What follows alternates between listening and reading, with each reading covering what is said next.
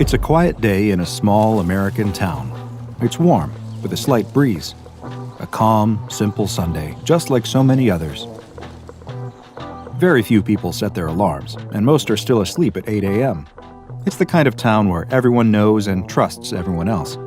After all, what are good neighbors for? While his wife still sleeps back in their modest home, a retired man in his mid-60s decides to start the day off right. With a rod in one hand and a tackle box in the other, he makes his way down the side of a grassy embankment towards his favorite fishing spot along the local river.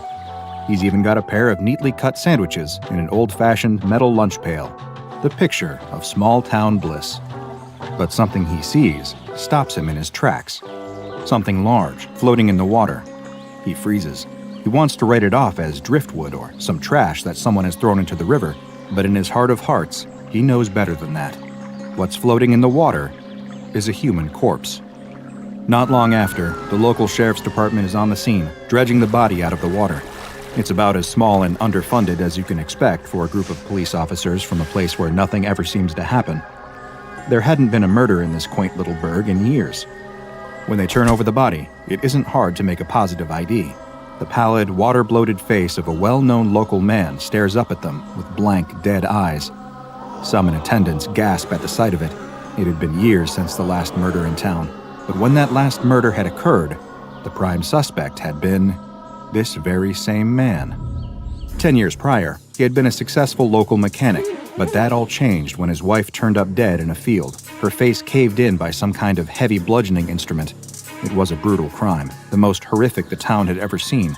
Reporters traveled in from all over the state to cover it, and that's when the web of secrets tied around this one tragic incident began to truly unravel. It was an open secret in town that the man and his wife weren't exactly on the fondest of terms. He was known for having affairs with women half his age. Rumor had it that his wife was tired of being betrayed and humiliated by her good-for-nothing, philandering husband, and was finally going to break it off. With the knowledge of his infidelity being so public, she'd take him for all he was worth in divorce court. And it wasn't long after these rumors began that she turned up dead. Soon, fingers were pointed, most of them, naturally, in the man's direction. He lawyered up and denied every charge, but in the court of public opinion, he'd already been convicted. That, however, was the only court he'd ever be convicted in. Despite the wealth of circumstantial evidence, there wasn't enough to convict him of his wife's killing. He was acquitted of all charges and went free, despite his reputation in town taking a severe dive. In the next few years, he'd marry one of his very young mistresses, and the news story would fade away back into the darkness of small-town rumors and hearsay. The murder of his wife would remain forever unsolved. With all the context in mind, the fishermen, a few locals, and a handful of police officers stare down at the dead face of the man, his soaked body sprawled out on the riverbank. A police deputy uses a gloved hand to tilt his head upward slightly, revealing the long, deep wound in his throat, carved so deep it cuts to bone. His throat had been slashed, and whoever had done it had been extremely thorough. The identity of the victim had been confirmed, as had the method of murder. Only one question remained. Who murdered him? Hours later, across town, a man wakes up alone in bed after a long, refreshing sleep. His young wife of 5 years went downstairs a few hours before to do some chores and cook breakfast, leaving him to his rest. He rubs the sleep from his eyes and yawns. It's a sunny day outside. How wonderful. And he can smell breakfast cooking downstairs. He smiles, gets up, dresses, and makes his way down the stairs at a leisurely pace. He can hear his wife humming in the kitchen.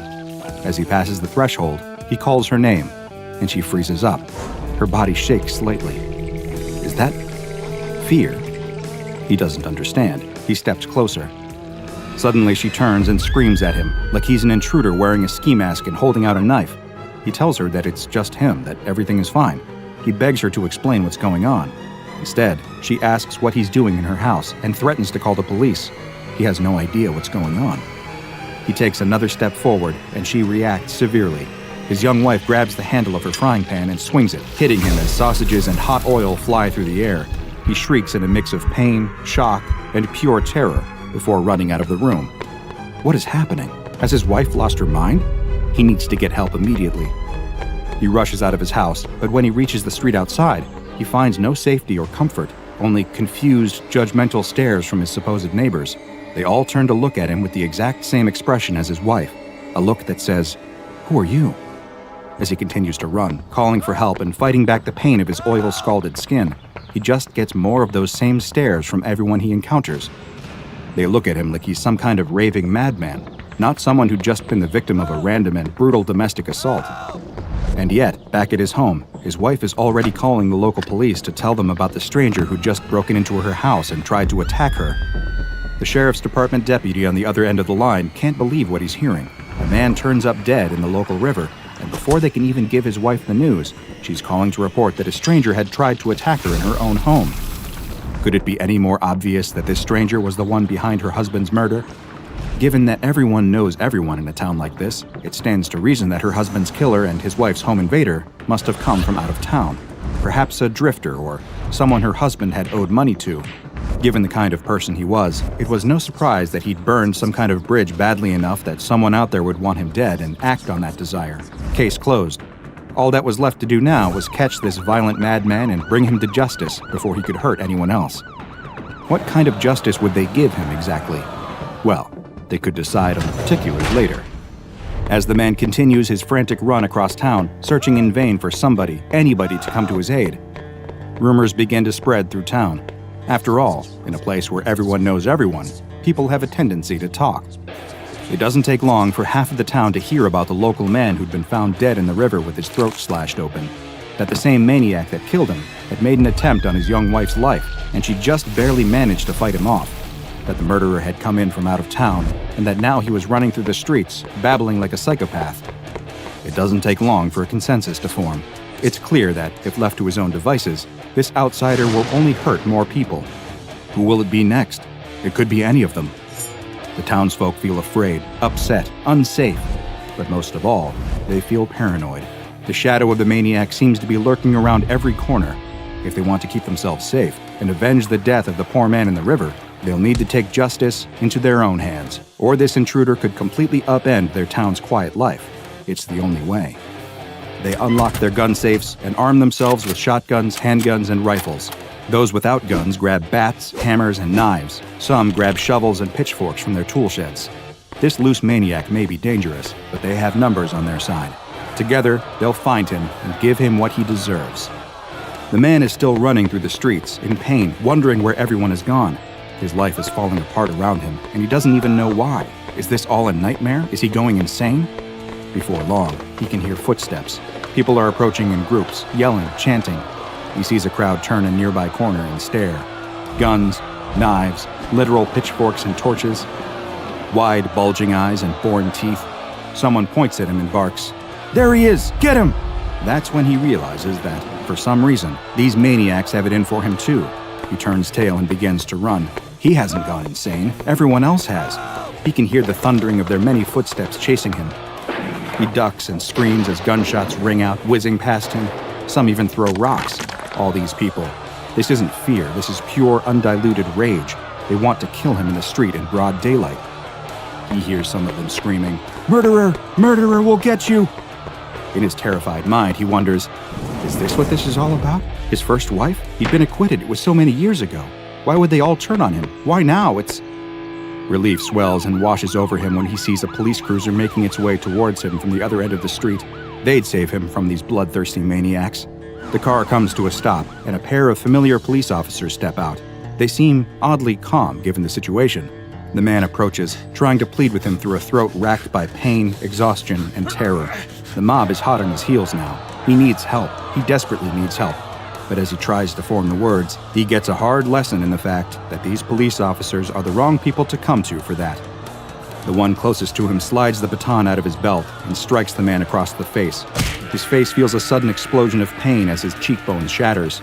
Before he can even register what's going on, the other officer strikes the back of his leg with his baton, and he crumbles to the ground. The two of them begin beating him relentlessly while he begs for mercy through broken teeth, and it's not long until the rest of the mob catches up and surrounds him. With a final strike to the face, everything goes black. When he opens his eyes, it's nighttime, and he can feel something constricting his wrists and neck. Heavy ropes cut into his skin.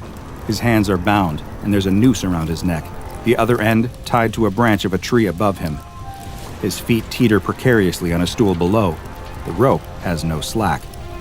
He's surrounded by the townspeople, all armed and staring hatefully at him. The only light comes from their burning torches. The sheriff stands at the front of the crowd, his weeping wife standing next to him. With a stony face, he dictates that, for the crime of murder, he has been found guilty and is sentenced to hang by the neck until he is dead. His eyes widen one last time in pure panic as the sheriff holds up a photo of the dead man pulled from the river. What? No, there must be some kind of terrible mistake. I didn't kill that man. I am that man. I swear, please. But before he can even form the words, his own wife steps forward and kicks out the stool from under his feet. While this story of fear, paranoia, mob mentality, and unspeakable violence may seem as sadly natural and human as breathing air, the spark that ignited this tinderbox was decidedly inhuman. This is SCP-3852, also known as Small Town Justice. First, meet SCP-3852-1. No matter what your gut feeling may be, I assure you that you do not recognize him. He's an unidentified male corpse, and also an intrinsic factor in the SCP-3852 phenomenon. There are many SCP-3852-1 instances, and all of them are physically and biologically identical. And if ever you encounter one of them, unless the SCP Foundation can intervene in time, something terrible will happen.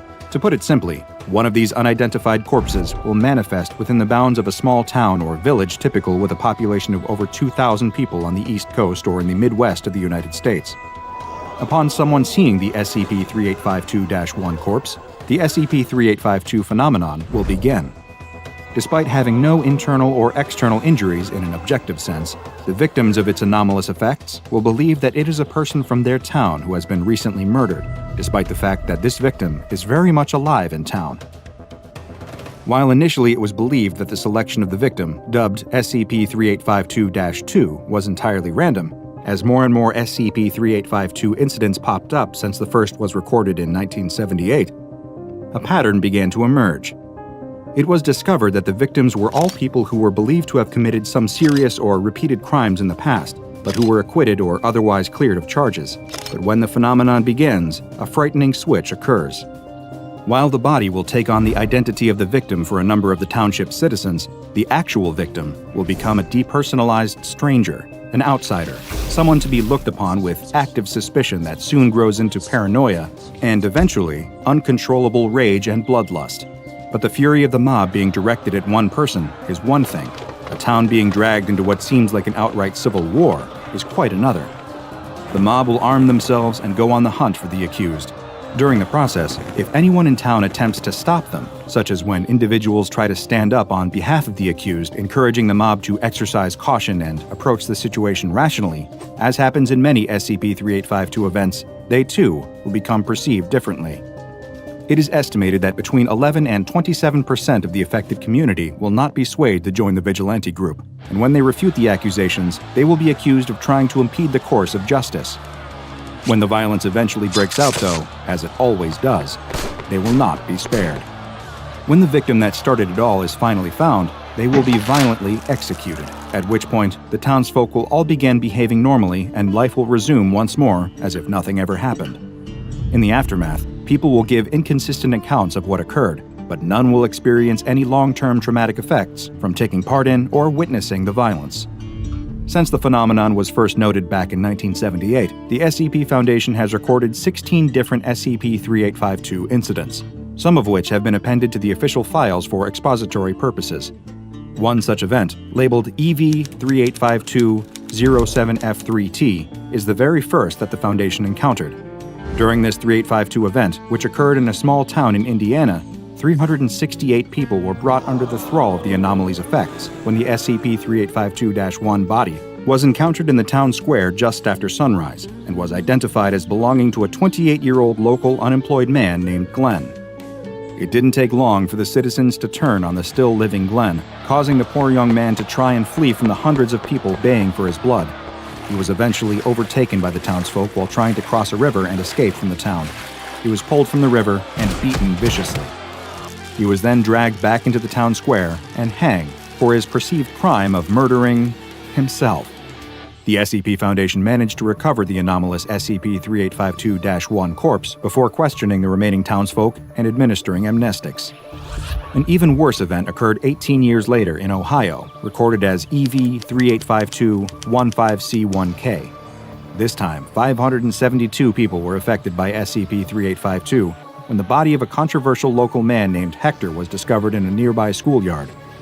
Hector was a former factory worker until he was involved in a drunk driving incident that resulted in another driver dying and left Hector paralyzed from the waist down. When the body was found, suspicion of course immediately fell upon the real Hector for the crime. When roughly 23% of the community objected to these accusations, they also became targets of the violent mob intent on taking Hector's life out of their twisted sense of justice.